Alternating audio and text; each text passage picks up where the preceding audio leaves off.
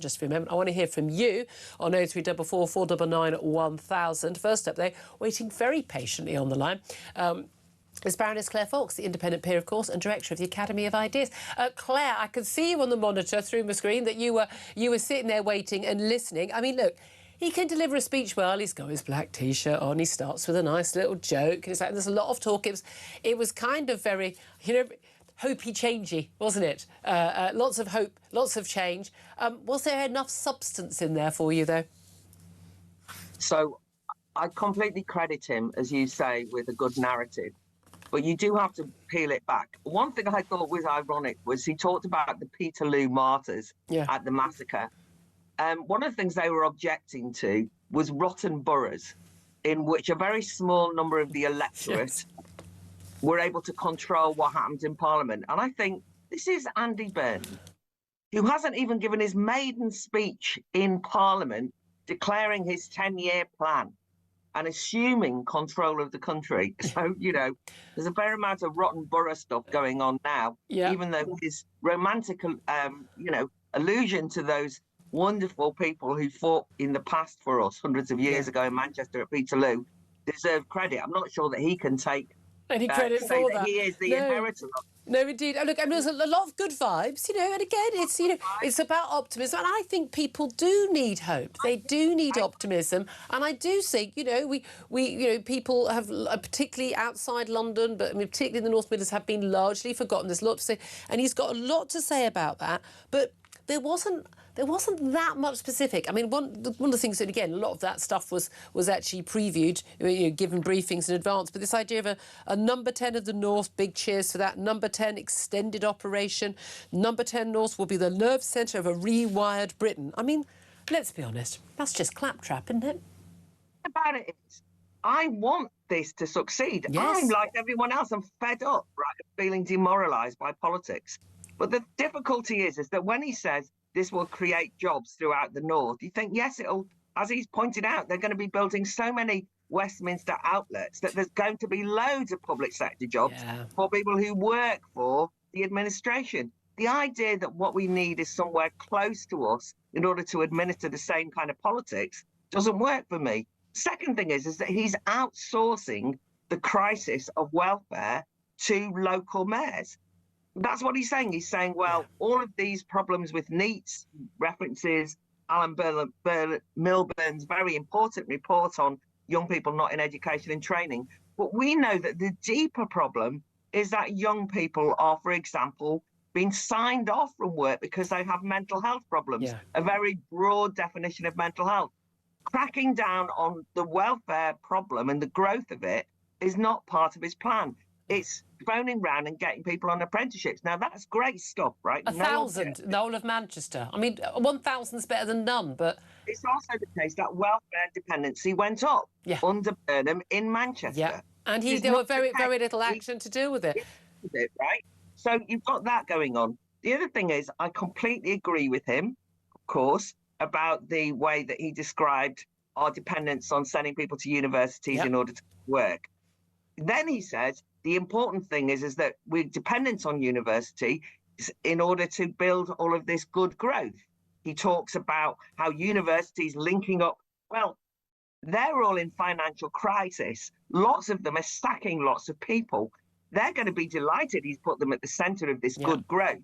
But guess what they're going to need? Students. So a lot of these things were just completely contradictory in relation to how a lot of them will disappear. But it was interesting also. I find it fascinating, this whole idea that, you know, things have gone badly wrong because everything's so centralised. And we are one of the most centralised states in the Western world. Again, part of that's to do with our history as a nation. But this idea that decisions are made better when they're made locally by, you know, local people, representatives of local people. And yet at the same time, this is a man who in his lifetime would like to rejoin the EU, where to have decisions made about Britain's laws and borders to be made by people in Brussels. I've always found this absolutely fascinating. They can hold these two ideas in their head.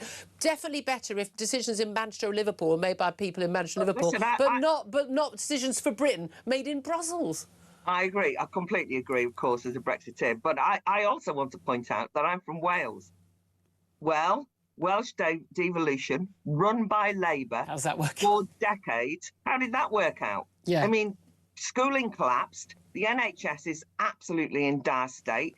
It's so bad that even Plaid Cymru managed to win an election, right? That's how bad it was, right? So that was argued for as local decisions made closer to the people of Wales, and it didn't work. Now, devolution is not a new idea. And my main objection is this outsourcing of stuff. Yeah. You know, what really worries me is him saying, we won't make the decisions, we'll hand it over to local politicians to make the decisions. Now, it's also interesting, by the way, that he was full of kumbaya, love for all, we're all going to work collaboratively together. Yeah. That's good to hear, because it will be interesting to see, for example, how that works in terms of councils that are run by, I don't know, reform. Is there going to be an outpouring of love and collaboration there? Yeah. If so, good, I'll take him at his word.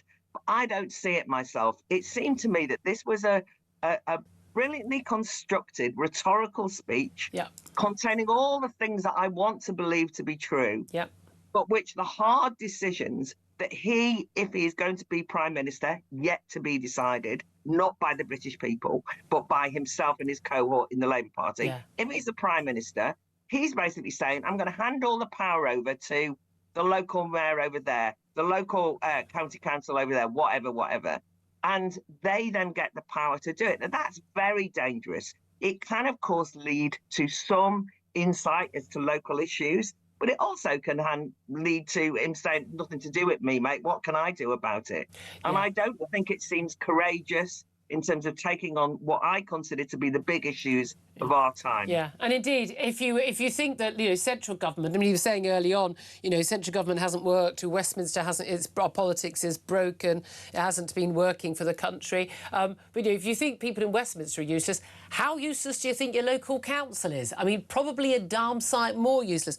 I thought it was really interesting. He's going, I mean, again, a lot of the stuff that people will like to hear after years of division. It's always fascinating, by the way. The people who are most concerned about division are the ones who stoked that division by, after the Brexit referendum, decided to just basically try and completely stop that from being enacted. I mean, it is utterly fascinating. They're the ones who are unhappy about it. But you're talking about the circuit breaker that Britain needs. It says no more of the same. The biggest change in our lifetimes in the way the country is run. He said a more collaborative approach.